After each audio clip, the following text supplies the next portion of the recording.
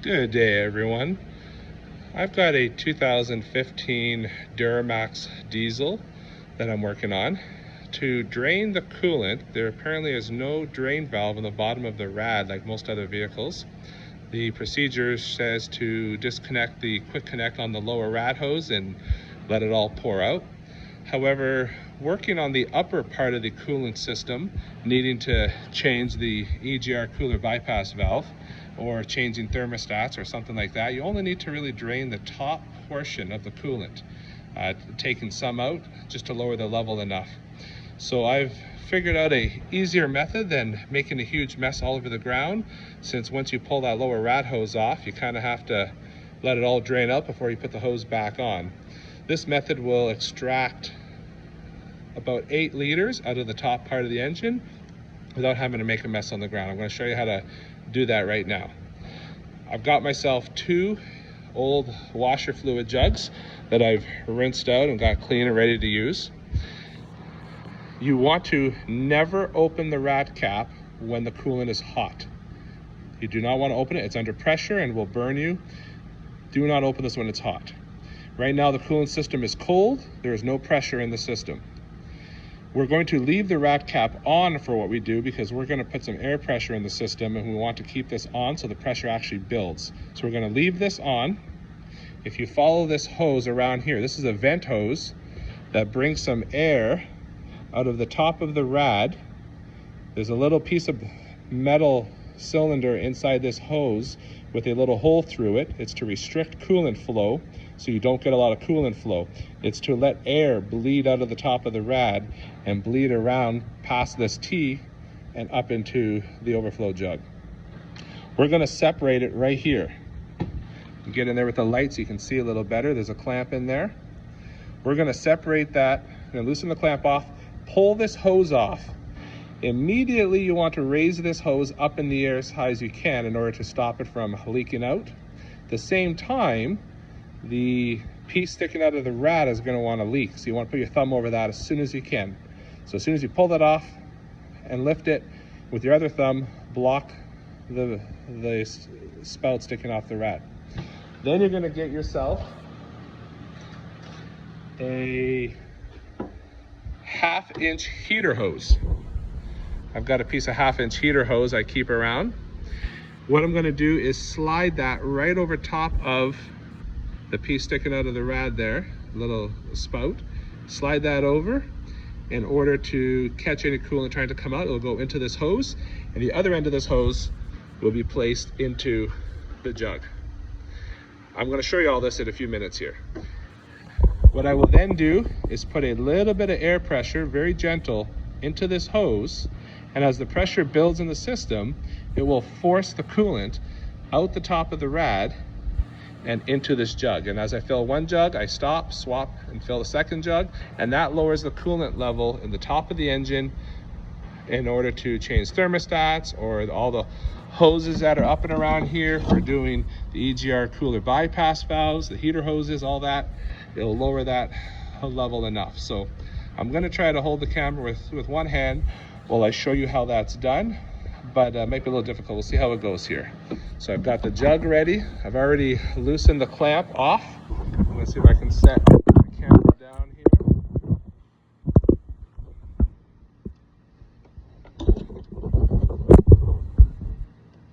So let's see if I can get this to work. Oh, I've got the light over the hose I need. So as we pull this off, we want to quickly plug the rad side and lift this hose up so we only spill a tiny little bit. Move this loose clamp out of the way. So we don't drop the clamp. So we're going to loosen this off. Oh, in this case, I don't have... In this case, I don't have any coolant come... Oh, there it comes. So I'm just plugging that hole. I'm going to slide the 1/2 inch heater hose over top. Sorry, you can't see, the camera's moved. Slide the heater hose over top of that piece on the rad so that it's sealed.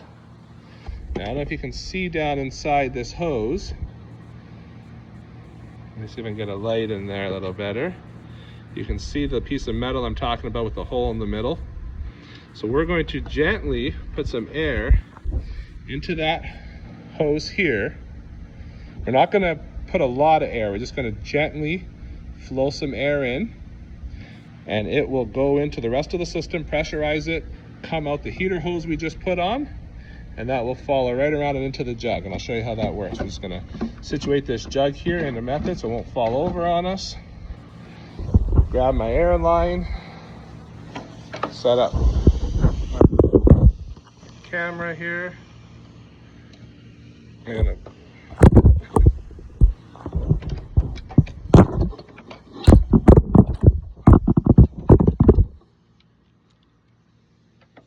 so as I put this in here, I don't want to blast it. I want to just gently squeeze the trigger and just have a little bit coming out. So just put that right against that little hole that's inside there. And as I gently squeeze that trigger, we will see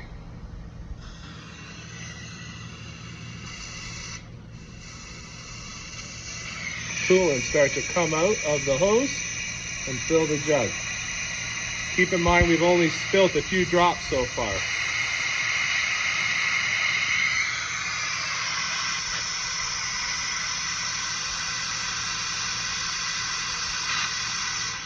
Slow down here as it gets towards the top. Just go gentle with it. It will take a moment for the air pressure to stop pushing the coolant out when you get to that point.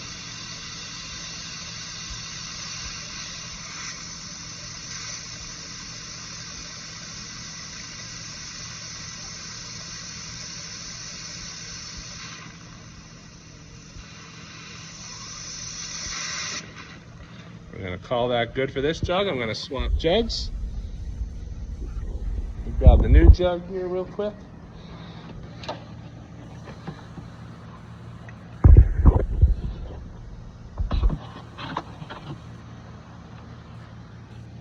Put this full jug aside.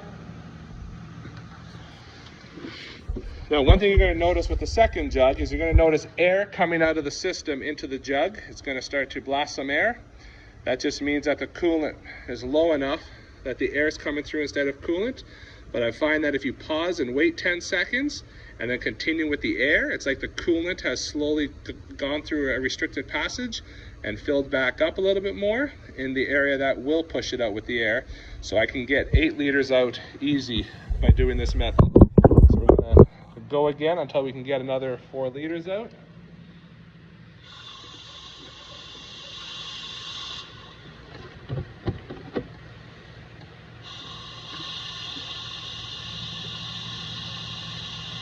Just put in a very gentle amount of air. Like I said, you're not trying to blast it full, just enough to slowly pressurize the system. Like blowing through a straw and pushing out fluid out the other side. So you see there I'm getting some air, so I pause, I wait.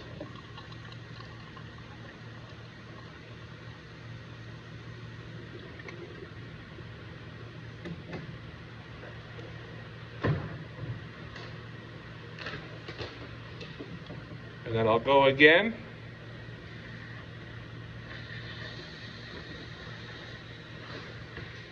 You can see the levels coming up. I know it's not quite on the camera there, but you'll see it here shortly.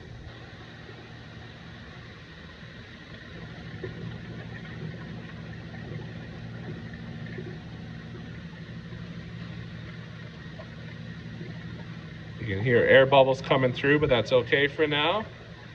We're just taking our time and coming up slowly.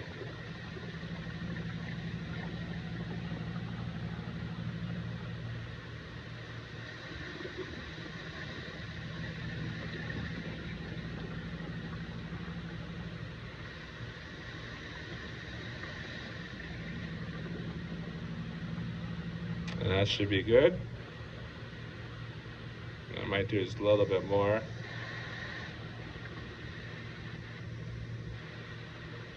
When you stop and the level slowly goes down, that's because of the aeration bubbles that are in the coolant pop and allow the level to drop back down, sort of like fizzing your pop. So there.